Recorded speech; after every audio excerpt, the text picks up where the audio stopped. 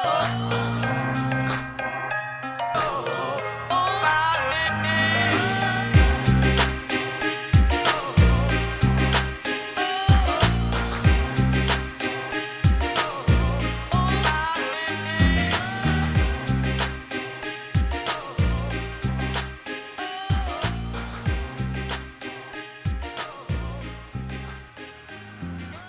my name is Greg Keene. I want to welcome you to Toasted Soul. Toasted Soul is a podcast hosted by me, Greg Keene. Toasted Soul will be exploring technology news, business news, and just general rants on life. Let's get into it. Welcome to Toasted Soul. Can you introduce yourself? Well, Greg, thanks for having me. My name is Devon John. I'm an entrepreneur out of Toronto, Canada, but definitely don't limit myself to just Canada. I operate 3 different businesses. I have a DJ business, so initially started as a DJ. I also officiate weddings, and as well as I own a travel business as well. Oh, cool. I remember the DJ stuff and the officiating stuff, and yeah, I when I was doing some research, I did notice that you had a travel business going. So, like, what's that about? Can you give me some background on that? Yeah, absolutely. I mean, one of the things that when you're starting a business, you have to always do something that interests you, and that's what's going to keep you motivated. Travel has always interested me, and it was definitely something I wanted to see if I can find out how I can get into that. A lot of people will think, okay, I'll just go work at the flight center or whatever the case may be. But my goal was to eventually own my own travel agency. So that's what we're working to. Right now, I'm a travel agent, but to own your own agency, those are the steps that we're taking to accomplish that. So first things first, being a travel agent. Sweet. So how's that going now? Like with COVID, like C-19, how's that affecting you right now? Yeah, it's presented a little bit of a challenge, and some people liken it to when 9/11 happened and the travel business kind of died, but that was more out of a fear of flying. As with this now situation where the travel business is kind of put on hold, it is more of people are just waiting for things to get better to start traveling. So at this point in time, I've had a few destination weddings on the go and a few vacations that were on the go and reunions.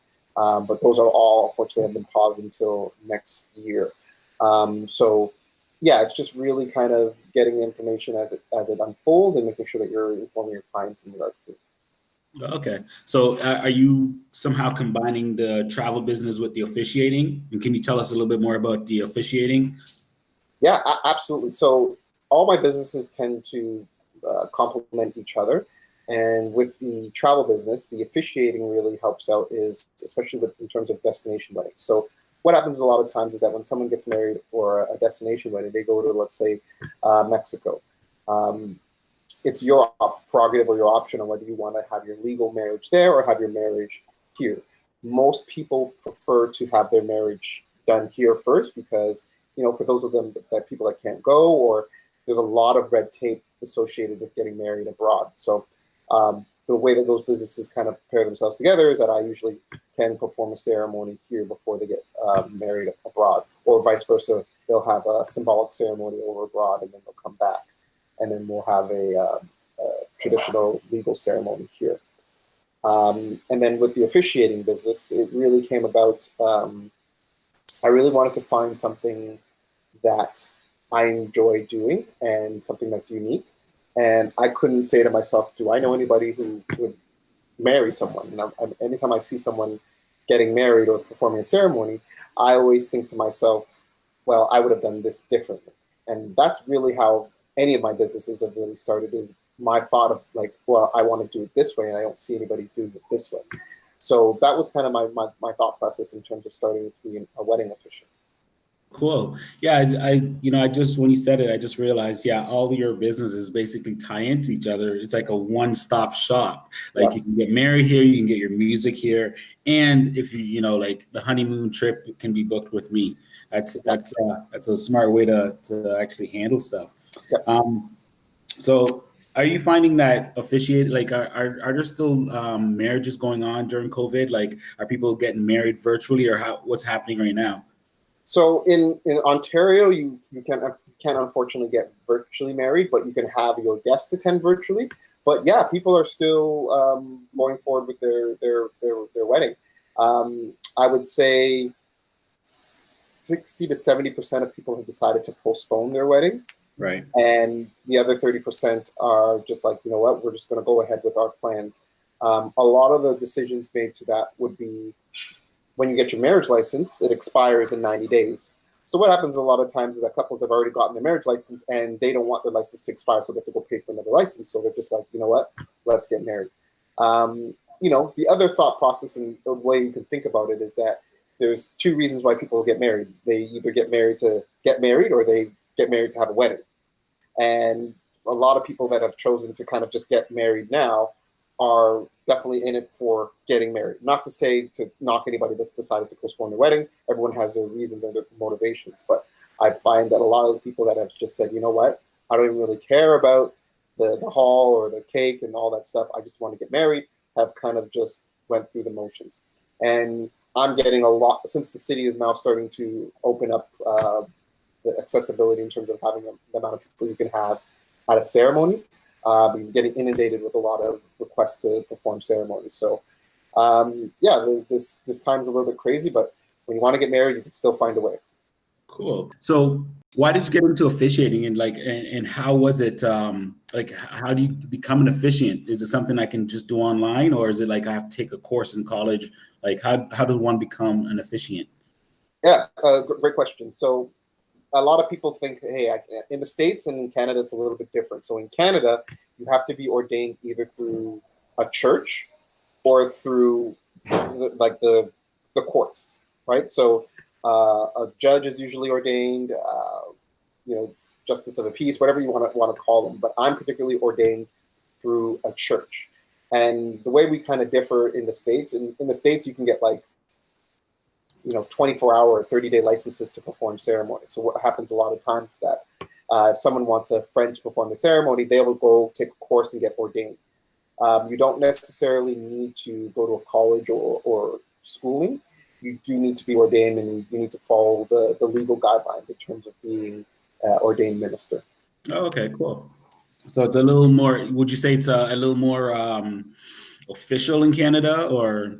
Yeah, I would say so. I think there's more structure, and it's not open. You know, the fact that in lots of parts of the States you can just go online, pay a fee, and take a quick course to get online. It doesn't really, it kind of dilutes the integrity of what you're doing. Yeah. So I would say, yeah, any province or any state in America that practices you know, you have to be ordained, respects the integrity of the craft. Yeah, I think, like, to me, if I was getting married, I'd want someone that has a little more substance to to being an officiant, not just like, you know, a friend that gets a 24-hour license or something like that. You know, Yeah, that's yeah. how I look at it. Yeah, you know, don't get me wrong. Some people just don't really care about the ceremony. They're like, I don't care who does the ceremony or whatnot. But I think a lot of people now are realizing how important the ceremony is a part of your entire wedding. It is the launch pad to your wedding, right? And really getting an officiant that can speak to what's important to you and something that's valued, because you should be able to walk away from your ceremony with something valuable that you can take away and apply to your marriage.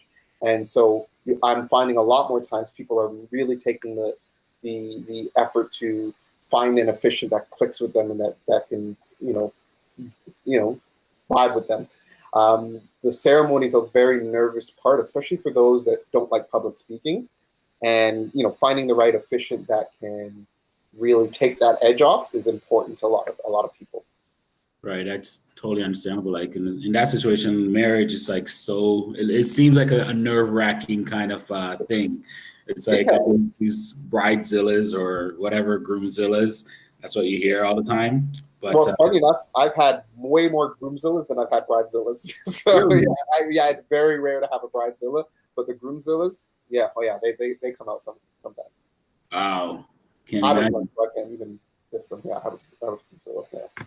So what kind of technology are you guys like using either now because of C-19 or before, like in that kind of industry? Well, the definitely the live broadcasting of the ceremony is definitely the big thing right now. It was actually something, funny enough, it was an idea of mine, I would say 4 or 5 years ago, and it was one of those things I never implemented. But now it seems like it's pretty much mandatory at any ceremony that you want your guests to attend. But that really is the technology that's really being implemented. Everything else is pretty standard and straightforward as it was before. So whether people decide to use a Zoom, if they use a group Skype chat, if they use something like Google Meets or whatever the case may be.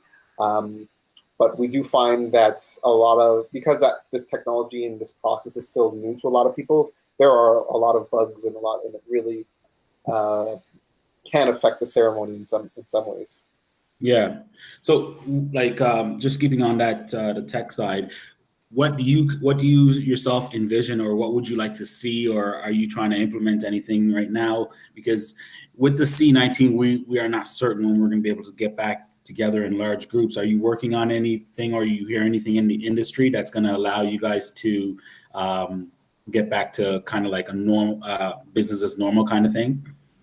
Well, one of the things that I think is being discussed is the definition of how you get married and whether it could be done virtually. So the way that you legally get married is, first things you have to do what's called the expression of consent, which are the I do's. You have to have 2 witnesses. So right now, I think the challenge is defining what in the presence of the witness means. Can they be there virtually, or do they actually have to be physically there? So that's where it's kind of not been defined yet. So the industry will be eventually trying to implement a process where it can be a virtual wedding, where I can sit on a Zoom meeting with 2 couples and their 2 witnesses and perform the ceremony that way. So that, once again, it's just kind of defining that definition of being present with your witnesses. Okay, cool. That's really interesting stuff. I don't plan on ever getting married, so. You say that now, but you never know. Yeah, I've been there. I'm like, I'm not going back. Yeah, so that's really interesting. How about like, what do you carry every day as a like technology? I mean, like we're so inundated with technology, and I mean, like how we met. It's like I was a Google rep and you were working at Bell. Yeah. So like, what would be your everyday carry if we were going out like normal, sans, no C19, like what would I catch you carrying with you as tech? Oh boy, I'm pretty teched up now. So first thing, Apple Watch. This is a must-have. I don't know how anybody walks around without a smartwatch. I think these things are highly valuable. Obviously, a smartphone. I do have. Curious, iPhone or Android? I am now a card-carrying Apple member. I was very pro. I see you. You were actually. I think you were the reason I actually got my first Samsung Galaxy phone. So funny enough, you are the reason I had an Android device. I can't remember the reason. Oh, the reason why I switched over to an Apple device was because of my wife, because she has an iPhone, and to be able to FaceTime and stuff like that. That literally is the reason why I use an Apple device. And then I guess business-wise, I don't think I would do anything without my iPad. So when I perform ceremonies, I use my iPad. When I perform ceremonies, I have my iPad and I have my script as a backup on my cell phone as well, just because you just never know. I've had an instance where I was performing a ceremony in the dead of heat and my iPad shut off. Unfortunately, I had it on my phone. I was able to draw from the script. Some officiants, choose to write it down on paper. They feel more comfortable that way. But me personally, yeah, I would never do a ceremony without my iPad. Yeah, I mean, like I'm still with my Android device. I don't think I can ever move to Apple. I mean, I literally have 2 iPads here, but I never turned them on. I'm like looking to get rid of them actually. Yeah, I'm just an Android or a Windows guy all the way. Yeah. Oh yeah. Yeah. So technology and then your businesses. Oh, we didn't really get into like your DJing and travel. So how's DJing going right now? Like that's a like show up kind of thing, and it's Yeah. So I at this time I think you've probably seen like a lot of DJs are doing like their virtual parties. I haven't gotten on that bandwagon as of yet. But that may be the new normal. Who knows? If things don't improve, right now they have, 10 people. They're going to try to go up to 10 people at a venue.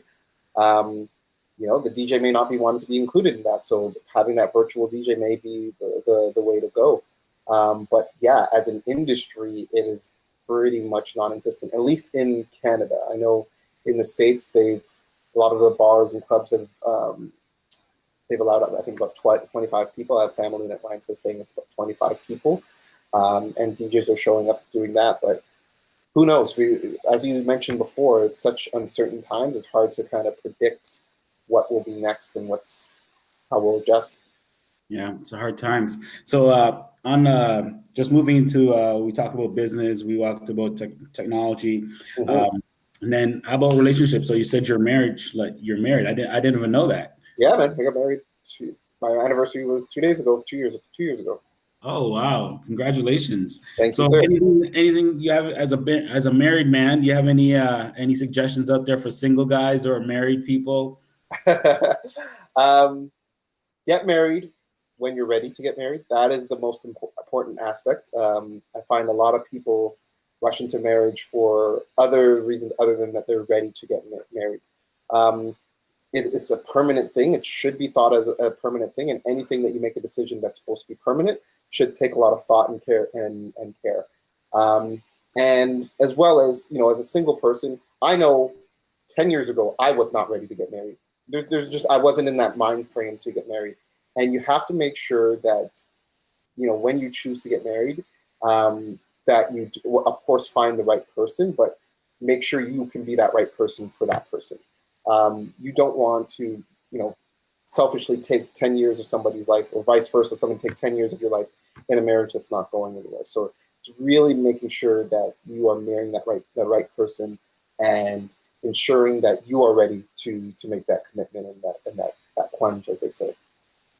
Awesome advice. So I guess we're gonna wrap soon. And in ending, what I'd like to ask is two questions. That's going to be my closeout, Yeah. and that's just getting some knowledge passed on to other people, youth especially.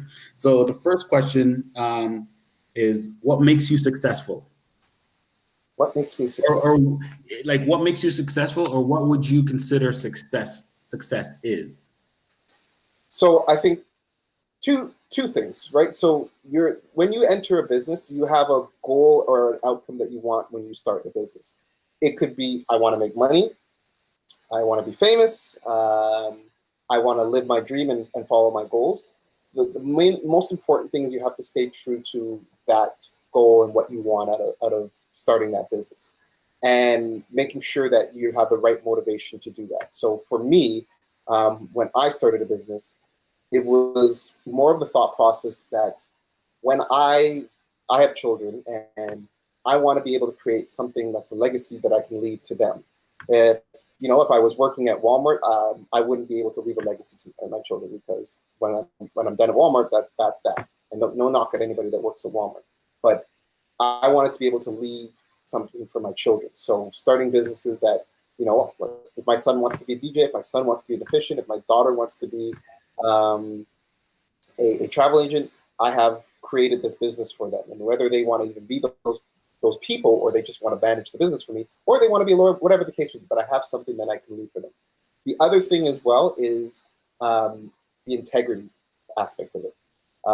A lot of the times when you hear business, they refer to business as being ruthless and cutthroat, and kind of have to, not be the best of people. But I feel like maintaining integrity in yourself and in your business is definitely an important thing to keep in mind when starting a business. Like, if you're going to be a wedding officiant, are you marrying people because you just want to make a quick buck? Or do you genuinely care about marriage and getting people married and being a part of the process? And I think that's where I found success, is because people are able to sense with me that, my integrity for this business, and I value it, helps me, write good scripts for you, because I care. And I value marriage, and I value the process that they're going into. So yeah, those are my kind of my What makes you successful? Awesome. That's awesome answer. And then the last question, what can you tell young and aspiring entrepreneurs? um do what you love. That's important. Is important. Um, and don't limit yourself to one thing. So one of the things that I've always read and I've always um, kind of taken as great advice is you always should have multiple streams of income. And this is why it was important for me to have three separate businesses. As you know, the travel business is at a kind of a standstill. The DJ business is kind of at a standstill. But my officiating, I'm still going pretty strong. So choosing something that you love and that, what else? That is in need. That's an important thing. And that's one of the things I teach my children is like, I want you to take a landscape of what's going on in the world right now. What are people valuing now? They're not valuing Instagram models, right? They're not valuing, certain things. They're valuing nurses. They're valuing people that run sanitation business. They're valuing people that work in grocery stores. Think about what is a value that no matter what happens in the world, you will be still standing strong no matter what. And that's definitely something to think about for younger people that are looking to start a business. Awesome. Thanks a lot for coming on with me today. And I hope that we can meet up again sometime in the future and, have another great chat like we had today. Absolutely. Thanks, Greg. This was actually really fantastic. Great to talk about this stuff. It's important for people to hear perspectives. And, this is going to be a great podcast for you. And hoping to be back soon. Yeah. Thanks a lot. No problem, man. Talk to you later. All right. Bye. Bye. And that brings us to the end of episode 1 of the Toasted Soul podcast. I want to thank Devon John and everyone who helped to bring episode 1 to life. Thank you for tuning in, and I hope you tune in again next Friday, where my guest will be activist and all-around nice guy, Ruben Clark. Please follow us at Toasted Soul Live or visit the website to submit show ideas, ask questions, or to book an appearance on the Toasted Soul podcast. Once again, live with soul.